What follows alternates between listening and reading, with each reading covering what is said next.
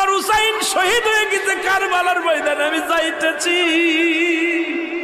আমার হুসাইন ডাক দিছে নানাজি কইয়া, আমি রওজায় থাকতে পারি নাই রে।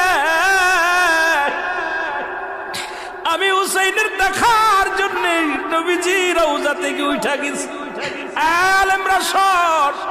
ইবনে আব্বাস বলে আমি স্বপ্নের মধ্যে দেখেছিলাম আমার রাসূল ডাক দে বলে, মক্কা মদিনার মানুষেরা রে আর ঘুমাস না, আর তোরা ঘরের মধ্যে থাকিস না। আমি নবীর রওজায় ঘুমাইতে পারি নাই, কান্না সহ্য করতে পারি নাই। ওদিন আমিও ফাতেমার নবীও না আমি সহ্য করতে পারি নাই। আমার হুসাইন যখন ডাক দিয়েছিল না নাজিয়া মুহাম্মাদ মুহাম্মাদান করে যেদিন ডাক দিয়েছিল রে, সেদিন আমি নবী রওজা থেকে পাগলের মতো উঠে কারবালা পর্যন্ত চলে গিয়েছিলাম।